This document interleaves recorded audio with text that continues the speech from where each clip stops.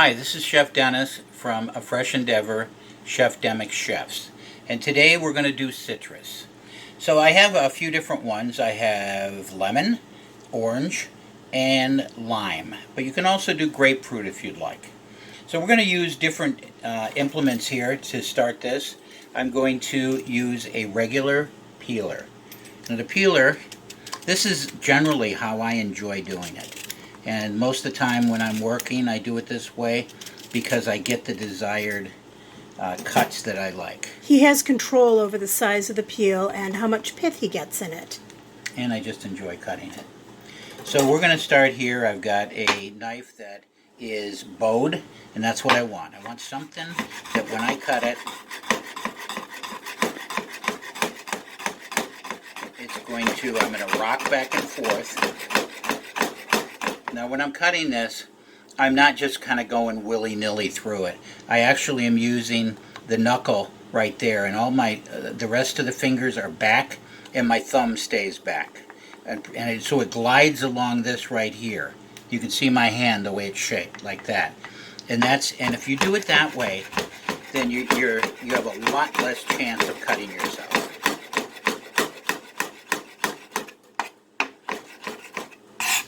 And could this cutting board be any louder?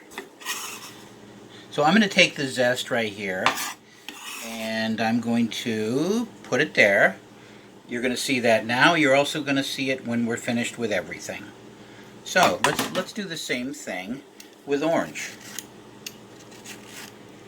Ooh, this smells yummy. It's always great.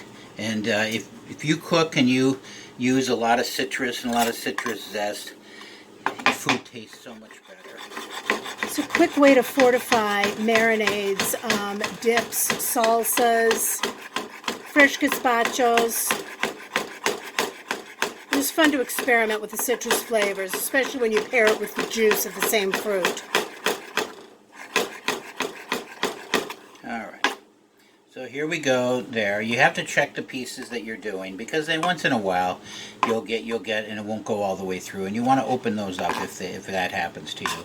Yes, it even happens to me, and I've been cooking for, I don't know, a long time. At least 40 years. I started when I was 2. Okay, so that's one. Now we're going to try something else. We're going to use a regular zester. This is a zester here. And that it was designed to do Give them a just close-up of the this. zester, Dennis. I want them to see what that looks like. That's there a we go. zester right there. You can see Little it's got blades. 5 little things there. Now you're about to see something cool. So basically you can take this and you put a lot of pressure on it. And some of the fruit will get a little bit soft. If you have a nice hard fruit, it's easier to do. That'll come off easier. But you can just do this. Now, you don't have to cut it afterward. So if you're concerned about that, using a knife like I showed you in the first one, you don't have to worry about that. And basically that's what happens. You get little tiny fine zests. And you can see how that varies in Compares to the size with the other ones. Now we're going to go on to the third one. This is basically just a very, very fine Standard Parmesan grater. yeah, that's what it is. So we have so many different ones of these that sometimes I lose track of what I even have. And we're always acquiring more. Now what am I doing? I'm just taking this, setting it kind of on an angle so that it gives it a little bit of room, and so I can control how much pressure, because I don't want this thing to move around. This little one probably wouldn't cut you that badly. You don't want to take the chance, trust me. But you don't want to take the chance, and if you can help it. Your knuckles will thank you. Safety is really important, and I get into a habit of saying safety all the time, but there's a reason for that.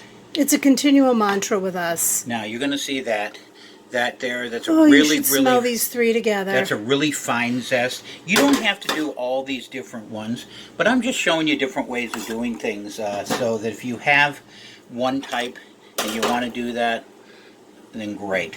Now This here I'm always a little worried about, and I don't use it as much as Christine The does. microplanes can be, you got to get used to the microplanes. Now They're fantastic, but my God. Here's the deal. See that little, see these, you have the zest on the outside. You have what's called the pith on the inside. and That's your it's- white bitter part it that is you want to avoid bitter. a little bit of that. Yeah, if you Most have of that. if you have a little tiny bit, it's no big deal. Now there are some people have ways of doing this where they turn it upside down and do that. I've never been really good at that. We tried, it's a little so awkward. I'm not going to do that because I don't like cutting myself. Nice thing with the microplane is this one has a back and forth blade on it, teeny tiny blades, and you don't have to use as much pressure as you did with, say, the Parmesan grater. So it's a little easier for people. Now there you go. That's what that looks like. And all of these, the funny thing about this is all of them are a little tiny bit different. All of them fragrant, all of them available to use as soon as you want. So there you have some simple ideas, easy ideas for zesting your citrus.